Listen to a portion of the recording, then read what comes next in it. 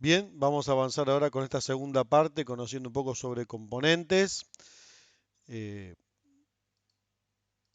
en primer lugar, bueno, vamos a analizar la forma en la cual puedo lograr eh, tener una instalación neumática adecuada, ¿no? O por lo menos conocer los elementos que se utilizan y qué características tienen, ¿sí?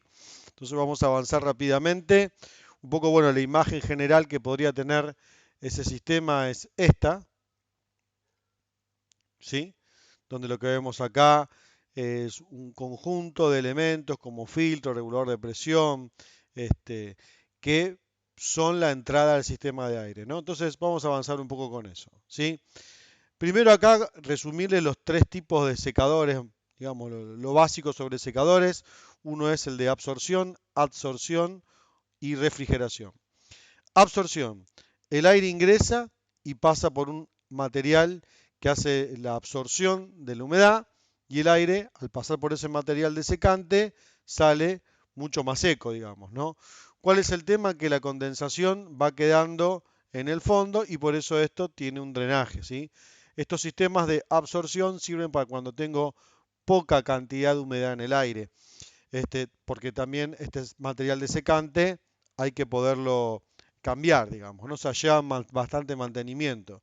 Y son para caudales, digamos, de aire pequeños, o sea, no tengo que tener mucho caudal de aire y sobre todo no tendría que tener un aire tan húmedo, porque si no, ese material desecante se saturaría enseguida, ¿no? También es muy interesante el tema de los secadores por adsorción. Como dice acá, los materiales adsorbentes, digamos, tienen la particularidad de que cuando absorben, mejor dicho, la humedad, luego cuando yo los caliento, pueden recuperarse esos materiales. Es decir, cuando se saturan de agua, si los llevo a temperatura, pierden esa humedad. Y entonces por eso acá vemos un sistema típico donde tengo dos cartuchos con material desecante y entonces el aire húmedo pasa por uno de los cartuchos y obviamente deja la humedad en el cartucho y sale seco, ¿sí? Si lo vamos señalando, un poco el recorrido normal podría ser este, ¿sí? Ahora, ¿qué pasa? Cuando este sistema, este cartucho está saturado de agua, o sea, saturado de humedad, puede pasar a trabajar otro cartucho que hace como bypass. Entonces, pueden alternarse entre cartuchos y el cartucho que está en el modo de descanso se le hace circular aire caliente. Y entonces con ese aire caliente logro la regeneración. Vale decir que este sistema automáticamente se va regenerando, a diferencia de este donde hay que, digamos, restituir ese material desecante, ¿no? Para caudales normales de aire es bastante eficaz, ¿sí? O sea, es un sistema bastante eficaz de los más usados, ¿no? Después hay otros sistemas que son para instalaciones todavía mucho más grandes, como puede ser la refrigeración. ¿Qué quiere decir eso? Que el aire húmedo ingresa, ¿sí? Y pasa por un intercambiador de calor. Y entonces, ¿qué sucede? Cuando este aire húmedo pasa por este sistema de refrigeración, de hecho es un sistema de refrigeración típico, lo que sucede es que el aire baja de temperatura y por ende sale mucho más seco y parte de esa condensación queda en el sistema y luego se puede desagotar. Recuerden que habíamos visto que si yo le bajo la temperatura, el punto de rocío, digamos, del aire baja. Entonces quizás la forma más eficaz es esta, que es bajarle la temperatura al aire, es decir, es enfriar el aire que viene del compresor, digamos, ¿no? O sea, el aire viene del compresor, va al acumulador y podría pasar por un sistema frigorífico, ¿sí? Esa es un poco la idea principal de este tipo de sistemas. Ahora bien, tanto en el acumulador o acá en estos drenajes, pero sobre todo en el acumulador, les comentábamos que debíamos drenar la cantidad de agua. Y para eso, acá les muestro lo que son los diferentes sistemas de purgas, digamos, ¿no? Las purgas son, digamos, la forma de poder sacar el agua de un recipiente, ¿no? Vamos a ver acá lo típico, digamos, es una purga manual, donde yo dependo de la persona que vaya a hacer ese purgado. Puede ser relativamente eficaz, porque si yo no tengo una persona que a conciencia pase periódicamente y haga ese purgado, no lo va a hacer. O sea que básicamente es relativa o poco eficaz. Después hay sistemas que, digamos, son por flotador. Hay un flotador mecánico, un sistema que va cayendo en desuso porque el agua sucia que podría salir, por ejemplo, del acumulador, termina obturando y termina trabando este sistema de flotador y terminaba fallando, ¿sí? Esto ha evolucionado, pero ya el sistema por flotador es una forma de automatizar esa purga. Como esto fallaba, generalmente fallaba bastante, bueno, hay otro sistema que es este, donde lo que yo tengo es un sistema de medición de nivel, o sea, hay un pequeño tanque que recibe el agua, por ejemplo, del acumulador, y acá hay un sensor capacitivo para censar el nivel. Entonces, como es un sensor capacitivo, ya no tiene una parte mecánica, a diferencia de este, que es un flotador, y entonces acá este ya prácticamente no tiene fallas. ¿Cuál es la ventaja de este? Bueno, que este, sobre todo que no tiene fallas, y principalmente que el sistema se va a abrir cuando sea realmente necesario, digamos, ¿no? Porque estoy censando la cantidad de líquido en este tanque. Ahora, otra forma también que se puede automatizar y que es bastante eficaz, porque ni siquiera tengo este sistema de control, es esto que es una válvula temporizada. No es ni más ni menos que una válvula donde se va a abrir cada X cantidad de tiempo que se configura acá. O sea, es una suerte de similar a una válvula de riego, digamos, ¿no? Lo que hago es dejar pasar el líquido por acá con un tiempo que es prefijado, ¿sí? O sea que yo acá puedo poner un tiempo y cada tanto el sistema obviamente se despresuriza y deja salir el agua, ¿sí? Podría programar cuando se va a abrir, por ejemplo, en los momentos donde la planta deja de trabajar, etcétera, ¿no? O sea, yo ya metiéndole electrónica, que sería esta parte de acá, ya puedo automatizar también la purga de los tanques de agua, ¿no? Insisto con esto porque vuelvo a lo mismo.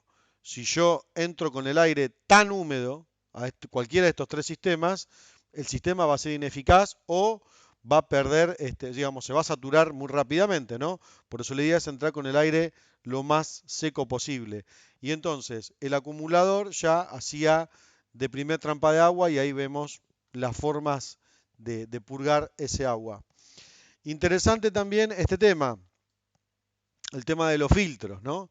¿Cómo hago para filtrar impurezas sólidas? Por eso acá yo les pongo la sigla FRL, que es el conjunto, así se conoce comúnmente este conjunto, y esto sería la parte de filtro. Este filtro, ¿cómo trabaja? Bueno, sencillamente ingresa el aire, ¿sí? Y aquí hay unas aletas deflectoras que generan como un ciclón, o sea que el aire empieza a girar. Y entonces por fuerza centrífuga, tanto el contenido de agua como de partículas sólidas se va hacia los costados de este vasito y decanta hacia el final.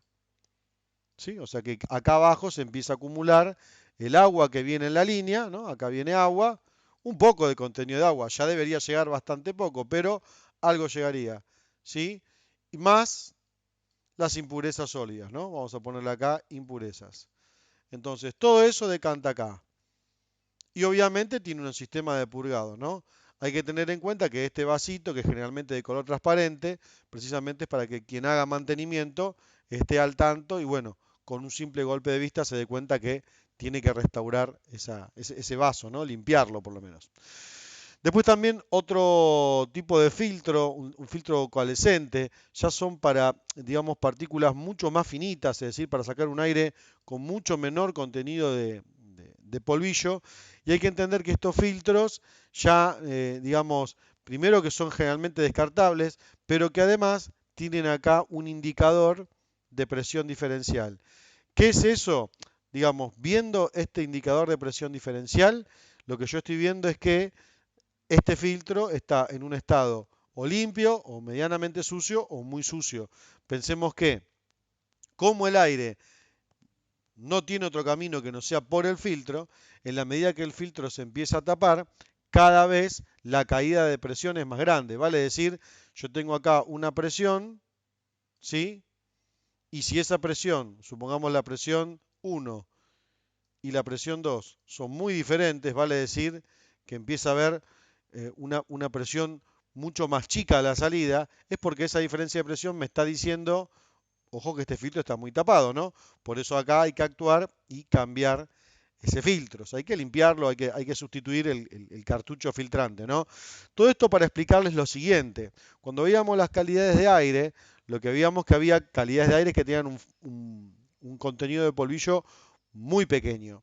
Entonces acá un poco el concepto que les queremos transmitir es este, ¿no? Que en realidad los filtros no se colocan para lograr la partícula final, sino que se colocan en cascada, vale decir, yo pongo una cascada de filtros, ¿no? Entonces, por ejemplo, atajo las partículas de 40 micrones, luego las que pasan ya serán para ser atajadas por un filtro de 5 micrones, luego de 1, luego de 0.01 y luego de 0.003.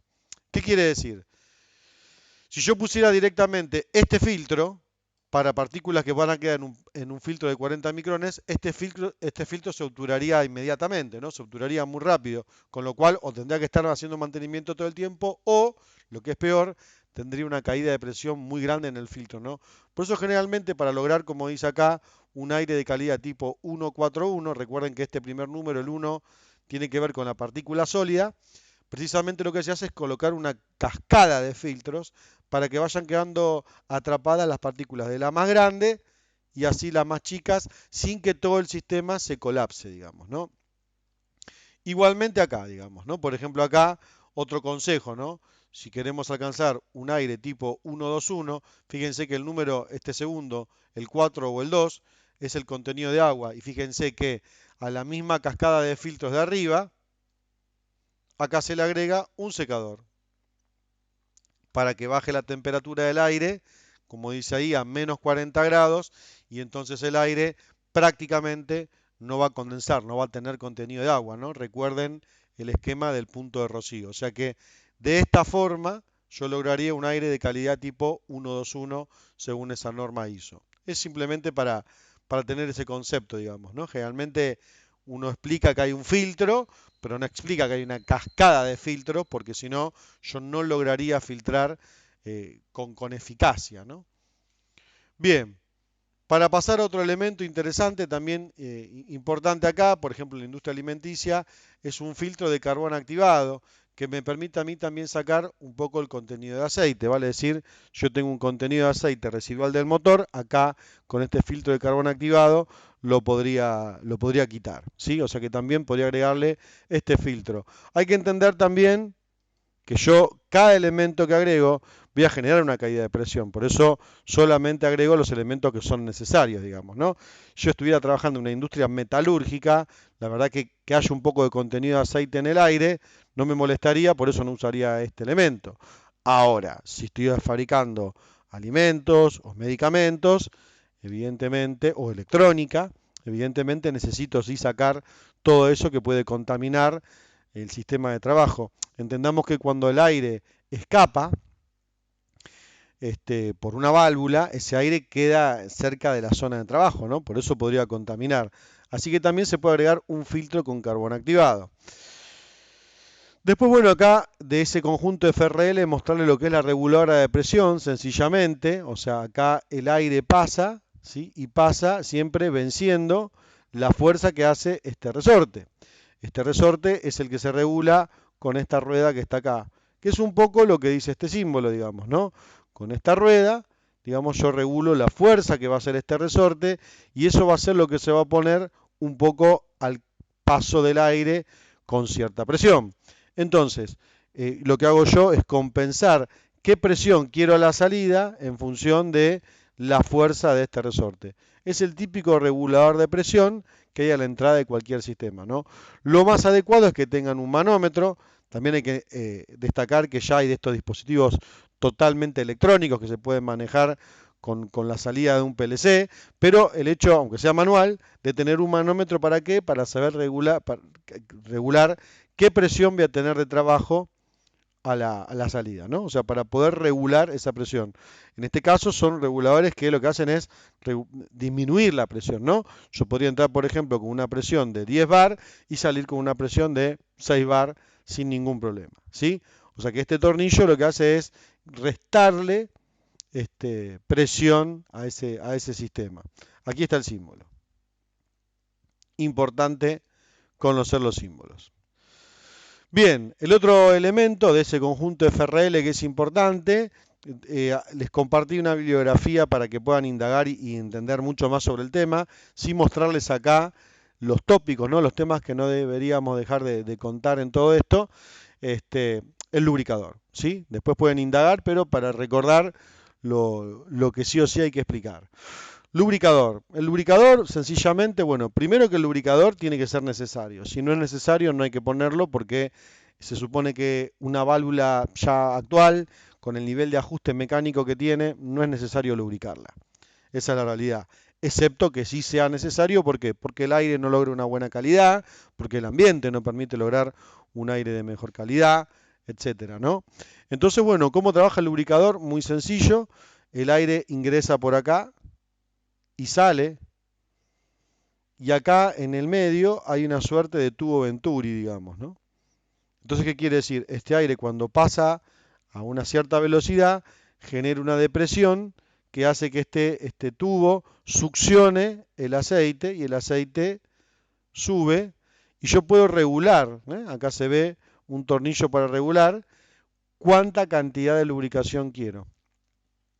Es muy poco, son algunas gotas, o sea, no es recomendable que si esto se vacía muy rápido, quiere decir que esto está mal calculado, ¿no? Tiene que ser una pequeña, digamos, como una pequeña brisa de aceite, ¿no? O sea, una- un, un aerosol de aceite muy pequeño, ¿sí? No es la idea que la manguera chorree aceite. También entender que si yo pongo un lubricador, el lubricador tiene una eficacia más o menos de 3 metros.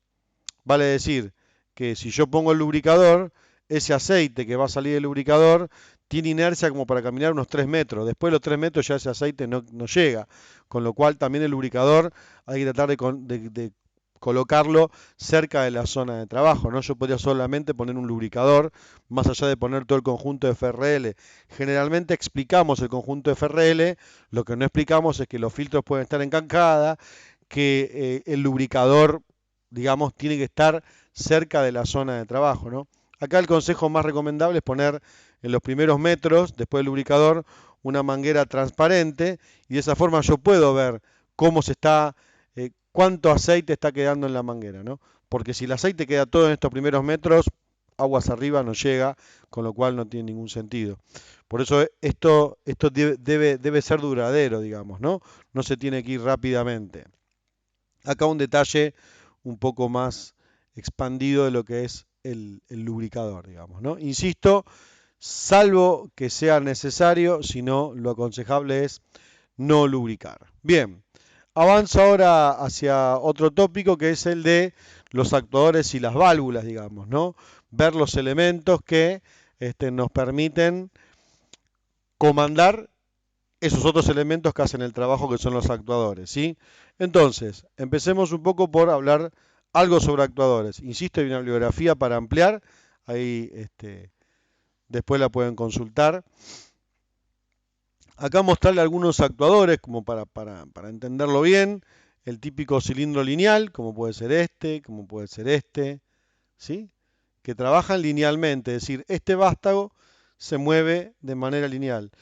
Puedo tener para diferentes recorridos, por eso después les aconsejo mirar la bibliografía para ver los diferentes tipos constructivos que hay, pero básicamente acá estamos viendo una gran cantidad, ¿no? Estos son todos lineales, ¿sí? Pueden ser de doble efecto, pueden ser de simple efecto, de eso vamos a hablar ahora, pero también esos actuadores pueden ser con vástago, acá hay un vástago que sale, y pueden ser también sin vástago, acá está esta corredera que se va a mover sobre el actuador, digamos, ¿no? O sea que, por ejemplo, si este pistón tiene un largo de, no sé, 10 centímetros, hay que calcular que cuando se desplace, se va a desplazar, supongamos, unos 8 centímetros, o sea que yo necesito 18 centímetros para que se mueva. Sin embargo, toda la distancia que necesita es solamente esta, porque no hay un vástago que se despliega. Ahí está esto que se mueve por arriba, ¿sí? Es muy interesante ver, fíjense que acá hay un tipo, acá hay otro tipo, ¿sí? los invito después a que profundicen en entender cómo están construidos, digamos, ¿no? Es muy interesante, digamos, comprenderlo porque, bueno, obviamente hace también a las cuestiones de mantenimiento. También hay que entender que, bueno, en ese mantenimiento este, va también la calidad del componente, digamos, ¿no? Los componentes de buena calidad, medianamente siguiendo algunas pautas básicas de mantenimiento, tienen mucha más duración, ¿no?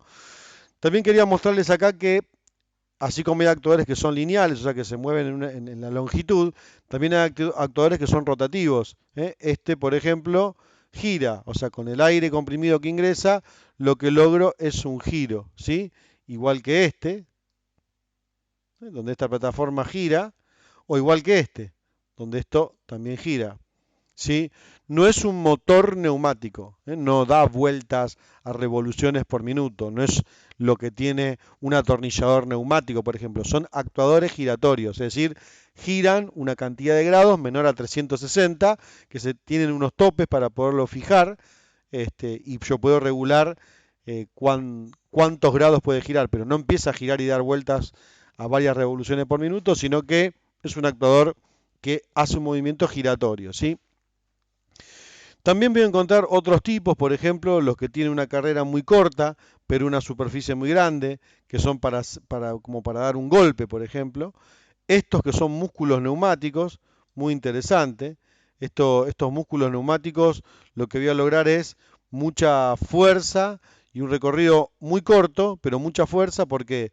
Porque, digamos, el aire a presión que ingresa hace fuerza aprovechando toda la superficie interna de esta membrana flexible, ¿no? Que es una suerte de manguera, con lo cual los músculos neumáticos también tienen una aplicación muy interesante. Y también puedo tener algunas aplicaciones distintas, ¿no? Yo puedo tener un vástago cuadrado, puedo tener un doble vástago, con lo cual garantizo cierto trabajo mecánico, digamos, en cuanto a cómo puedo cargarlo para que este eje pueda hacer un trabajo de desplazar una carga sin sufrir una modificación, digamos, ¿no? De ahí quizás la ventaja de tener un doble eje en un recorrido corto, lograr una un mejor aprovechamiento de la presión para hacer fuerza, ¿no? Insisto, diferentes tipos de actuadores, pero a grandes rasgos, estos actuadores, más allá de sean lineales, rotativos, lo interesante es que lo podemos clasificar como de simple y de doble efecto, digamos, ¿no? Eso les quería mostrar acá. O sea, un actuador de simple efecto o de doble efecto, la diferencia está en que yo puedo trabajar con aire comprimido a la entrada o a la entrada, lo voy a dibujar acá arriba, y a la salida. O sea, puedo hacer fuerza en un solo sentido o en los dos sentidos. En realidad ahí está la diferencia del simple efecto o doble efecto. Cuando digo simple efecto, estoy diciendo simple efecto a que solamente hago fuerza en un camino. Por ejemplo, en este caso sería en el camino de expansión del actuador. O sea que yo entro con aire a presión por acá y con esa presión voy a hacer una fuerza, que ahora vamos a detallar algunas características de eso, en un solo sentido. Cuando este retorne, lo va a hacer simplemente porque yo desaloje esta cámara y este resorte lo repone a su posición original, ¿sí? Pero acá lo importante es que yo puedo hacer fuerza en un solo sentido, ¿sí? La fuerza la voy a poder hacer con esta cámara de acá. En cambio, en un cilindro de doble efecto, yo puedo entrar con aire a presión, tanto en esta cámara, ¿sí? Para empujar, como en esta cámara, para volver hacia atrás. Entonces yo puedo hacer tanto fuerza cuando el cilindro se expande como cuando se retrae. Obviamente que va a haber una diferencia en las fuerzas porque las áreas son distintas, pero sí sé que puedo hacer una fuerza en ambos sentidos, digamos, ¿no? Esa es un poco la característica de un cilindro de simple efecto y este es de doble efecto, ¿sí? Eso es para tenerlo en cuenta. Vamos a analizar un poco el tema de la fuerza, ¿sí? Esto lo llamamos dimensionamiento de actuadores. Simplemente tener alguna referencia de este tema que es muy interesante, ¿sí?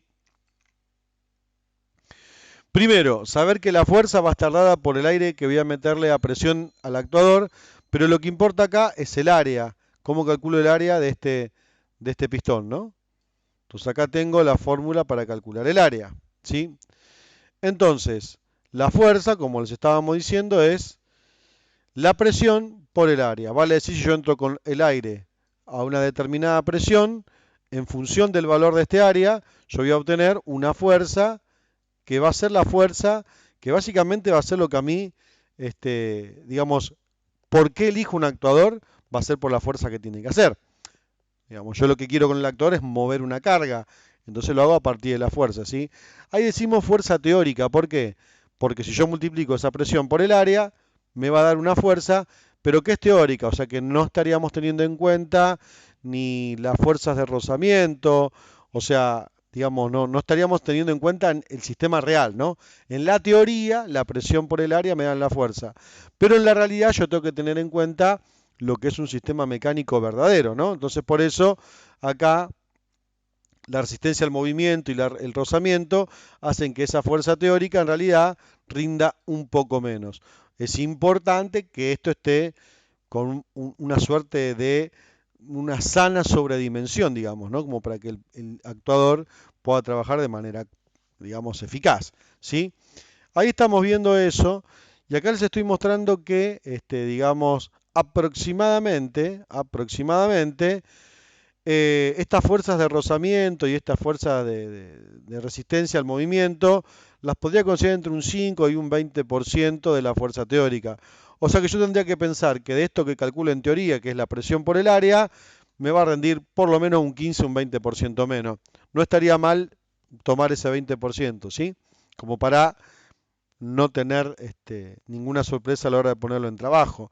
Está claro entonces que para controlar la fuerza que va a hacer este actuador, yo no voy a poder cambiar el área. Lo que voy a poder modificar, o sea, lo que voy a poder subir o bajar, es la presión. Y entonces yo controlando la presión, de ahí la importancia de la válvula reguladora de presión que veíamos antes, puedo controlar la fuerza que hace este actuador. Y ahí está dada el área. Ahora fíjense que en el caso del simple efecto, el área es esta, y descarto la fuerza de retroceso porque lo hace el resorte. En cambio, en el caso del doble efecto, ¿qué sucede? En el avance, el área es esta, pero en el retroceso, el área es menor. ¿Por qué? Porque tengo que disminuirle esto que yo puse acá como A sub 0, que es el diámetro del vástago. O sea que para el retroceso, esta área eficaz sería esta, ¿no? Esta que está acá en rayado. Conclusión, como el área para el retroceso va a ser menor, en un cilindro de doble efecto con vástago, yo sé que la fuerza de avance es un tanto mayor a la de retroceso. Depende del tamaño del vástago, ¿sí? Obviamente que si este pistón tiene un recorrido de una determinada longitud y tiene un área determinada, más o menos sabemos cuánta fuerza va a ser, ¿no? Yo digo, bueno, si voy a trabajar con 10 bar y tengo una determinada área, obtengo una fuerza. A partir de ahí es que están dimensionados los vástagos.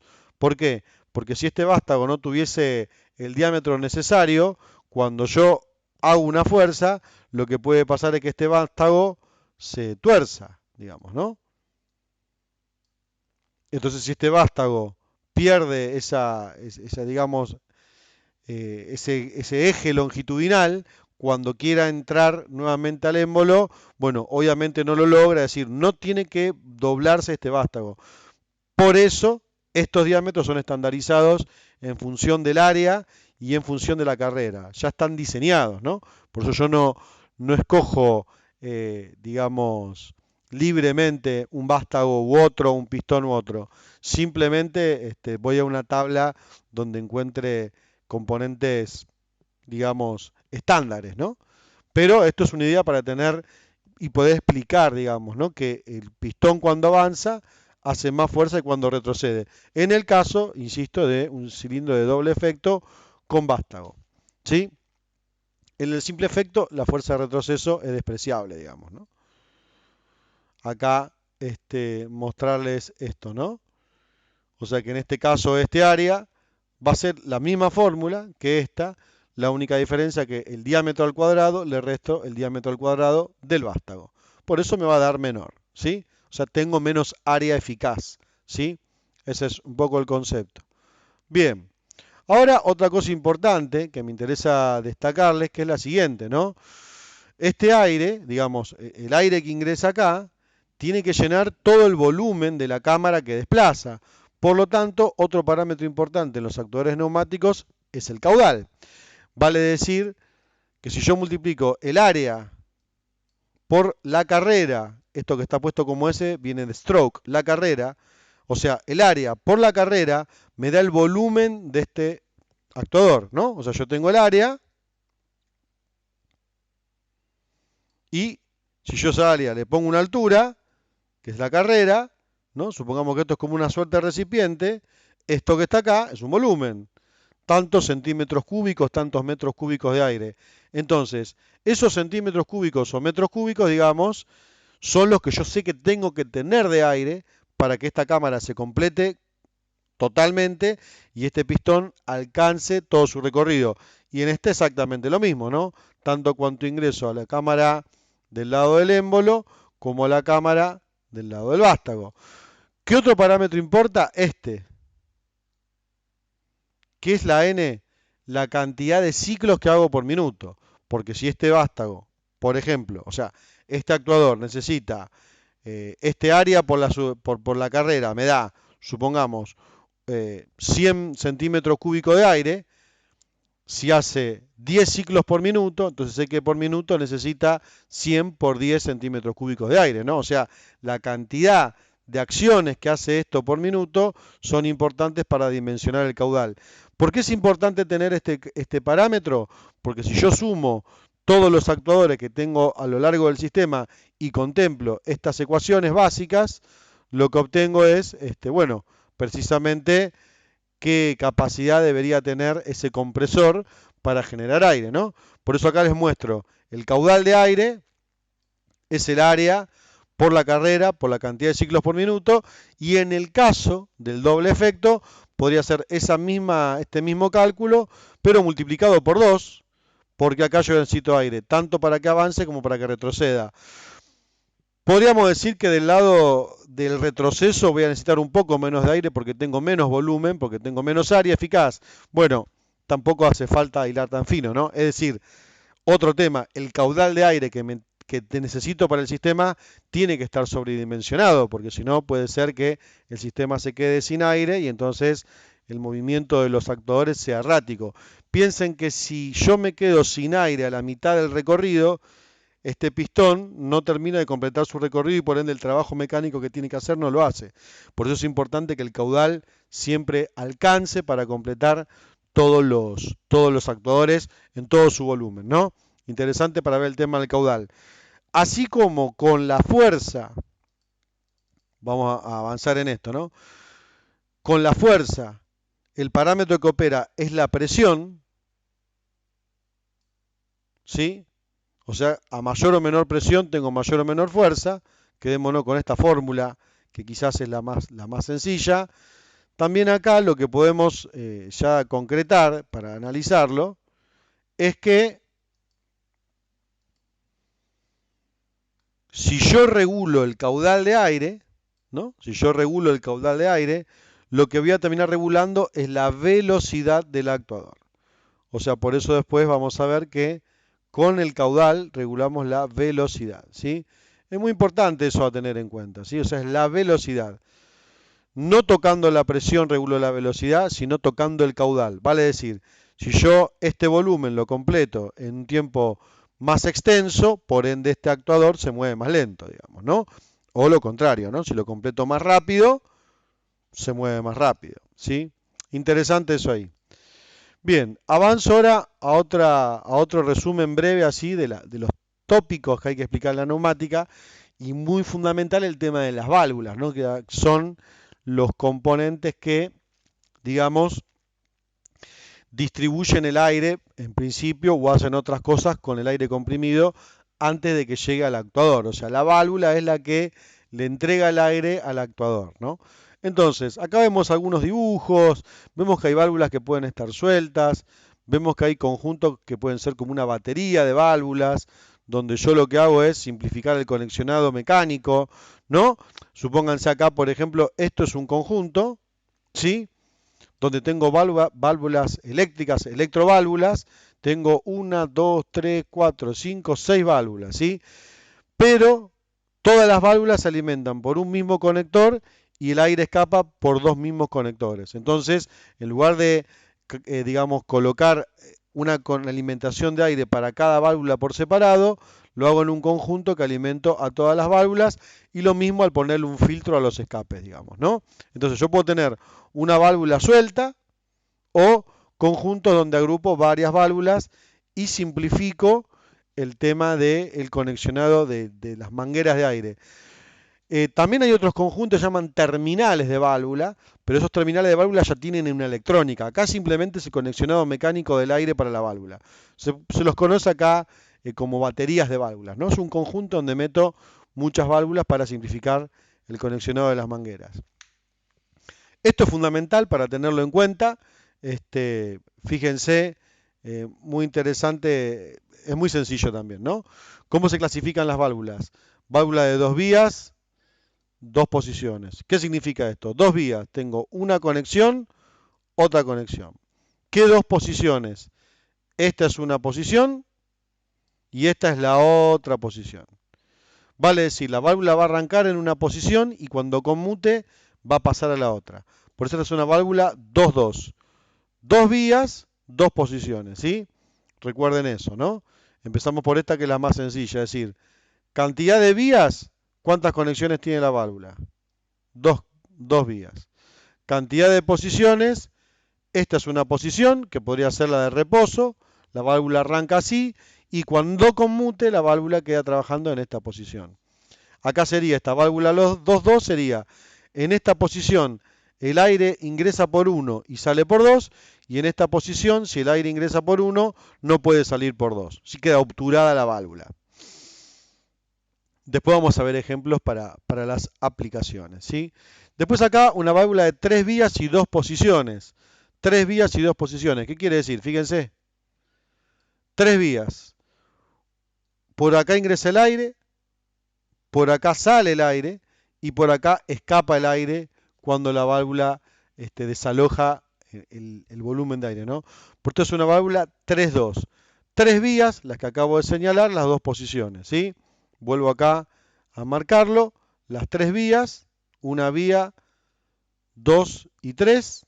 Los números tienen que ver con la utilización, o sea, el 1 es la alimentación de presión, el 2 es la salida útil de la válvula y el 3 es el escape.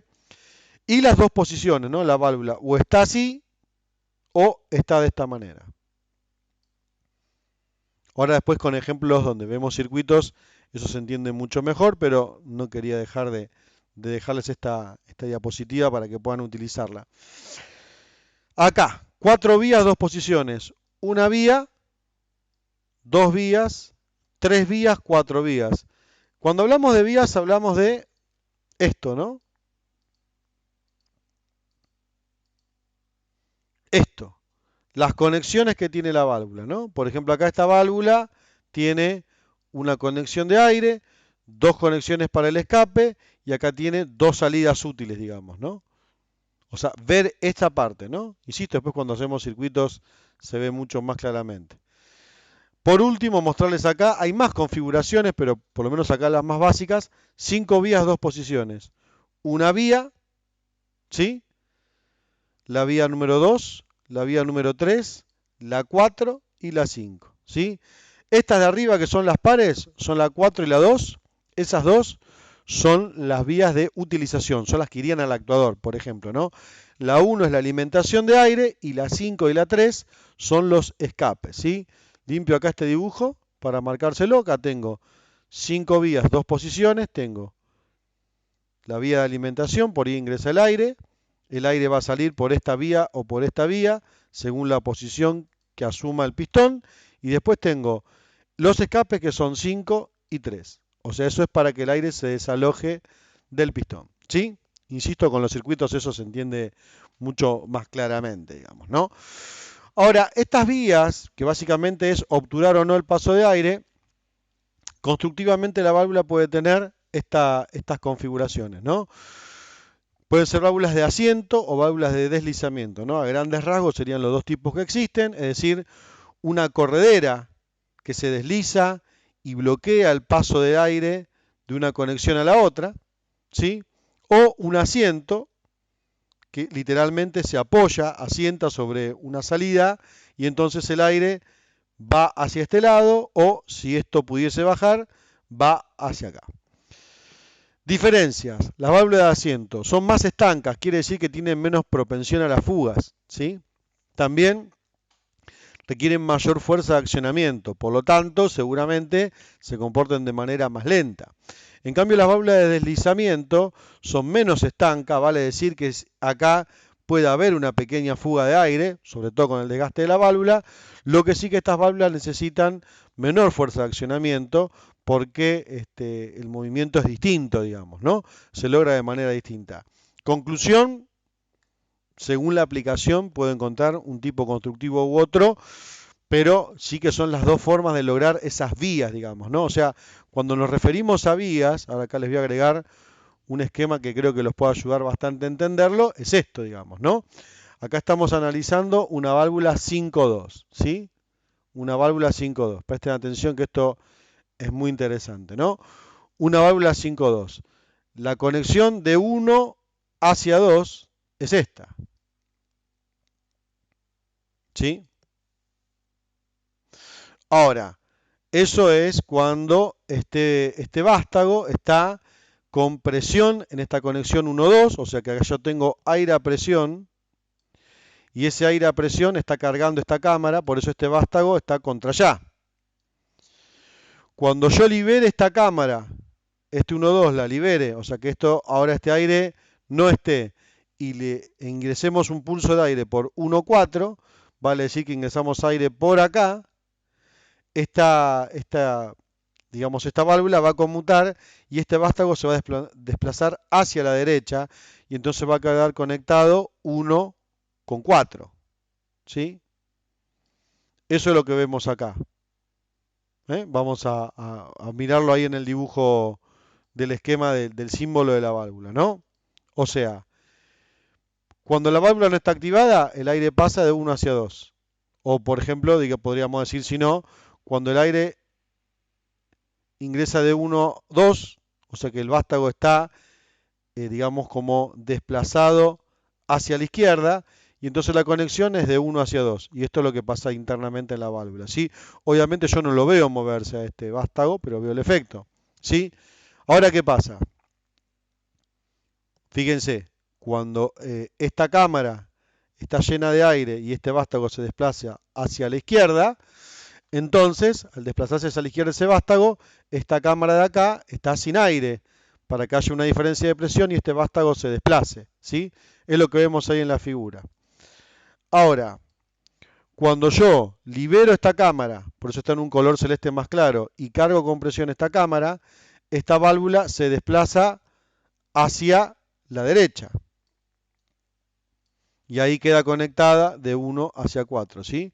Que va a ser la conexión que vamos a ver en el otro estado de conmutación, ¿sí? Esto va a ser 1 y esto va a ser 4, ¿sí? Por eso estos dos cuadrados muestran, este es un estado, que es este, y este es el otro estado, que es este de acá, ¿sí? Insisto, viendo circuitos, eso se entiende mucho más claro, pero ahí tienen un detalle más para poder explicar cómo es constructivamente la válvula, ¿no? Son temas que se entienden mucho aplicándolos, la verdad que es eso, pero bueno, sé que hay una teoría básica, es esta, ¿no? No mucho más que esta. Estas son válvulas de pilotaje neumático, vale decir que yo para poderlas comandar les mando un pulso de aire, o sea que es aire controlando aire. Quizás hoy lo que más frecuente encontramos, después les voy a hacer algún detalle de cuándo puedo aplicar este tipo de válvulas, son este conjunto que son electroválvulas, ¿sí? Donde en realidad lo que carga o descarga este mando 1.2 o 1.4 es un solenoide, ¿sí? Es un solenoide, o sea que es una válvula que se activa eléctricamente. En esta válvula de acá yo no necesito electricidad, lo que mando es un impulso de aire. Fíjense el símbolo, acá ya son muy importantes la simbología de la válvula, ¿sí? En cambio en esta, fíjense, la válvula necesita de un impulso eléctrico, por ejemplo de 24 volt, por ejemplo, ¿no? Ahora, por lo general en la actualidad yo no encuentro válvulas donde lo que mueve al vástago es el solenoide, sino que lo que encuentro son conexiones como estas que vemos acá internas, donde la válvula es servopilotada. ¿Qué quiere decir? Que ingresa un aire a presión, ¿sí? Eso también puede ser interno tomado desde uno. Y entonces cuando este solenoide se activa, destraba y deja pasar el aire que termina cargando esta cámara para generar la fuerza para desplazar el vástago. Por eso las electroválvulas de este tipo, que se llaman servopilotadas, tienen una presión mínima de trabajo, ¿sí? Le voy a agregar una imagen que me parece que aclara mucho más eso, que es esto, digamos, ¿no? O sea, si este es, digamos, el plátago del vástago, sobre el cual yo tengo que ejercer una fuerza para poder desplazarlo para adelante, hacia atrás, a la izquierda, a la derecha, como lo queramos ver, digamos, ¿no? Lo que sucede es que el aire que ingresa a presión, ¿sí? Este aire que ingresa a presión, mientras este vástago no tenga tensión, no puede pasar. En cambio, cuando este vástago tiene tensión, o sea, cuando este solenoide está electrizado, este vástago se desplaza y ese aire que ingresa a presión, ¿sí? Ingresa y hace esa presión por el área que tiene este vástago, da la fuerza para que se desplace, ¿sí? Por eso le decía, estas válvulas que se llaman servopilotadas, recuerden ese nombre, servopilotadas, son válvulas que necesitan una presión mínima de trabajo. ¿Por qué? Porque si este aire que ingresa no tiene esa presión mínima de trabajo, entonces cuando ingrese, va a ingresar, pero no va a lograr la fuerza que necesita con esta área para desplazar el vástago, ¿no? Esas son válvulas servopilotadas. Después vamos a analizar la simbología cuando veamos los circuitos, ¿sí? Entonces ahí vimos las válvulas, una síntesis básica de lo que hay que explicar. Lo más recomendable es irlo explicando en la medida que es necesario. Generalmente hay que tener válvulas para poder desarmar y mostrar cómo están construidas, pero si no, creo que con este detalle alcanza bastante para decir qué tipos constructivos tengo, ¿no? Y sobre todo explicar esto del servopiloto, para dejar claro que esta válvula tiene, si bien es eléctrica, acá tiene que tener un voltaje aplicado, tiene que tener una presión mínima de trabajo. Muy bien. Para ir finalizando, mostrarles otras valvulitas que nos van a servir para mucho. Por ejemplo, estas, ¿sí? Estas, por ejemplo, son reguladoras de caudal, ¿sí? Las hay reguladoras de caudal de doble sentido, que es este caso, o de un único sentido. Después le vamos a ver la aplicación, ¿sí? En este caso, la válvula regula el caudal de aire en ambos sentidos. Y en este caso, la válvula regula el caudal de aire en un único sentido. En el sentido contrario no lo puede lograr porque tiene este antirretorno, digamos, ¿no? Con estas válvulas de caudal, lo que vamos a controlar, vamos a dejar la palabra acá escrita, es la velocidad del actuador, ¿sí? Podemos hacer otras cosas con estas válvulas, pero principalmente, ¿qué aplicación le voy a dar? Controlar la velocidad, ¿sí? Con esta válvula vamos a controlar la velocidad, regulando cuán rápido o cuán lento se carga ese actuador. Ahora, hay casos donde yo necesito desbloquear completamente al actuador, o sea, necesito liberarlo rápidamente del aire. Y para eso se utilizan estas válvulas que se llaman de escape rápido, ¿sí? Acá, con estas válvulas de escape rápido, lo que yo logro es liberar al actuador de todo el aire que tiene acumulado de manera prácticamente inmediata, ¿sí? Con lo cual puedo lograr una mayor velocidad del actuador. Es decir, en el desarrollo de la automatización, siempre lo que se busca es un poco más de velocidad, ¿no? Entonces, les adelanto acá un concepto. Si supongamos que este es un actuador de doble efecto, ¿no? Y yo ingreso con aire por acá porque quiero que el actuador se desplace hacia allá. Yo podría decir, bueno, si yo le controlo el caudal con el cual ingreso el aire, se supone que con este caudal yo manejo la velocidad. Sin embargo, la velocidad la voy a controlar, o sea, la voy a controlar y en realidad también depende de cuán rápido se descarga esta cámara.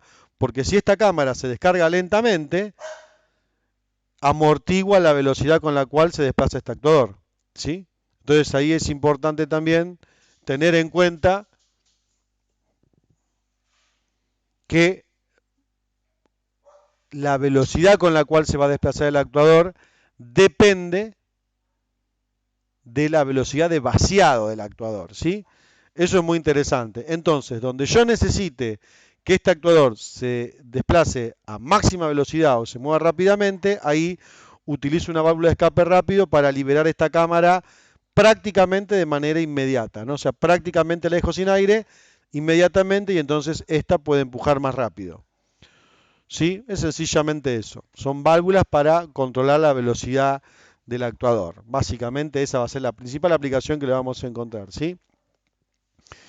Bien, hay una aplicación, después le vamos a mostrar algún ejemplo funcionando. Otras válvulas que pueden aparecer en los circuitos, sobre todo los que tienen lógica neumática, muy interesantes para explicar la parte lógica, independientemente de la aplicación actual que pueda tener la lógica neumática, es muy interesante ver esta, digamos, como esta aplicación de hacer lógica con la neumática, ¿no? Por ejemplo, esta es una válvula que la podríamos pensar como una función eléctrica OR, después la vamos a ver en algunos circuitos, o esta es una válvula que puede ser como una función eléctrica AND. La válvula OR, ¿qué característica tiene? Bueno, el aire va a entrar por 1,2 o por 1,4 y va a salir por 2. O sea, o entra por 1,2 o entra por 1,4. De cualquier manera, el aire va a salir por 2. O sea que es una válvula en la que yo puedo pensar que sería algo similar a hacer un circuito eléctrico en paralelo, digamos, ¿no? Por eso es una función eléctrica OR. En cambio, la válvula AND, al igual que la función eléctrica AND, es como conectar contactos en serie eléctricamente, ¿no? ¿Qué les quiero decir con eso?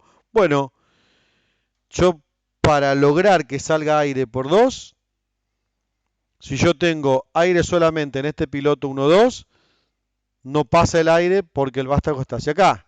Si tengo solamente en 1,4, no va a pasar, por lo contrario, debería tener en 1,2 y en 1,4 para que esté desequilibrado y el aire pueda pasar hacia 2. Por eso sí o sí, si vamos a la parte lógica, en este caso, para obtener un 1 lógico acá, en el formato de impulso de aire, debería tener un impulso de aire acá y un impulso de aire acá, ¿no? Es la tabla de la verdad de la función AND. 1 por 1 me da 1, ¿sí?